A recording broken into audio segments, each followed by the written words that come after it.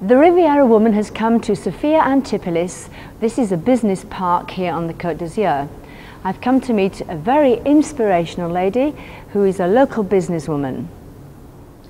On behalf of the Riviera woman, I'd like to welcome you to the Business Person of the Year for 2009, Karen Marsh. Good afternoon, Karen. Good afternoon. That's quite a title. What does Business Person of the Year mean to you? Well, I'm really proud to have won that award. I've worked for several years now to build up my business, and often you feel very lonely, so it's to see that recognised after all that time, it's been great. Well, it's absolutely quite an achievement. Do you think more and more women are being recognised in the world of business today? I think so. You start to hear more and more in the newspapers, in the press, about what women are doing. And there are stronger and stronger movements of professional women in the area as well, and European-wise.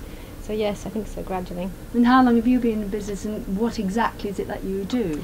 I used to work for Arthur Andersen as an employee. I've had my business now since 2005. What do we do? Well, I would describe us as an administration team for multiple small and medium-sized companies. The large companies have their own administration department handling the HR, the finance issues and the secretarial work. Small companies can't afford to have that sort of team with the different skills and the different people available. So we provide that service on a flexible as-needs basis to small, medium-sized companies. And that also allows a person really to get on with the project that he has in mind. Yeah, and you can just offer that support virtually as well as in person, I assume. Yeah, we do a lot of work where we actually go maybe 1 or 2 mornings a week to the client's office and work alongside them. And then if they need assistance outside that time, they know that they can always send us an email or phone us. They know there's somebody always there, but then they only pay for the actual time that's used. Well, that's very economical as well, in particular these times. Has it been easy to make progress, and has gender played a part in what you do? I don't think the gender has been an issue really. It's always difficult to get started. I think my main problems with getting started has been my own fears and nervousness about doing it.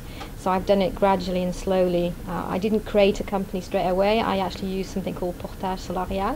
What is that? If you want to explain that? It's a way of starting a business, but you do it through another service company. So they actually become the client, they sign the contracts and you become an employee of them. So you find your own employees and you work through them. It's a softly way of doing it. Of introducing yourself into the professional world. And well, on that thought, what do you think about multitasking? Can women do that? I think absolutely, which is why all our team, I mean, you've met most of the team members today that are here. We're all women and we all have children. Either 2 or 3 of us, 2 or 3 children each we have. And we absolutely have to multitask. It's the only way you can manage to run a business and manage your family. So.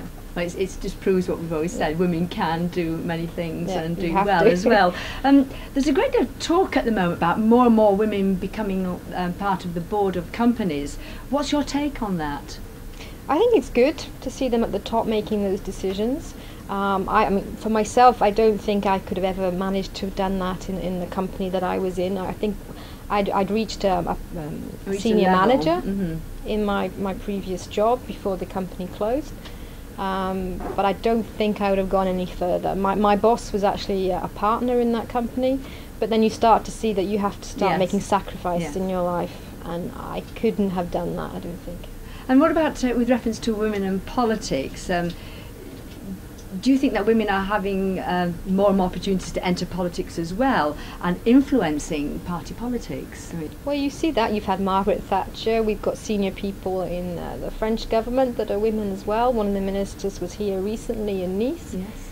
So you seem to see them in politics. And as a successful businesswoman, how do you think women will achieve more equality in the workplace, and in particular with pay, because that's always an issue with women? I think it's up to each individual woman. I think we're capable of doing anything we want, and I keep telling my daughter that. My husband bought her a book recently called Girls Do Best. How interesting. Yes, I think it was to encourage her to so that she's not restricting herself as to what she can achieve. And I think that's the biggest issue, is that we restrict ourselves. We say we can't do things, or we're being told that we probably can't. So that's the one thing that holds us back, is ourselves. So you would say it was a fair comment, though, in respect that if in both genders were doing the same job, that they should receive equal pay in that respect. Yeah. And what brought you to France, and particularly this wonderful area? My job, as I said, I used to work for Arthur Andersen, and then, when was it, 1995, I was relocated here, initially on a 3-month assignment, and I liked it so much down here that when they asked me to stay for a permanent job, I jumped at the chance. And what lies ahead for you in the future? What's your goal now that you achieved this wonderful title, but in your profession as well? Where would you go from here? What I would really like to see is to be able to grow what we're doing here, where we've built up a lot of knowledge, a lot of tools and techniques that we use with the clients that we work with, and there's no reason why we can't use that to grow the company, perhaps French-wide or even European-wide. Where we become a core team and we have multiple small companies doing the same thing as us in different areas. So that's what I'd like us to go European.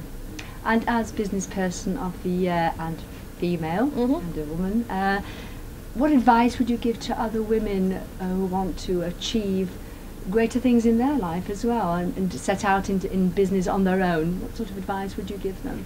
The first thing I think is to try and overcome the fear and just go for it, because anything is possible.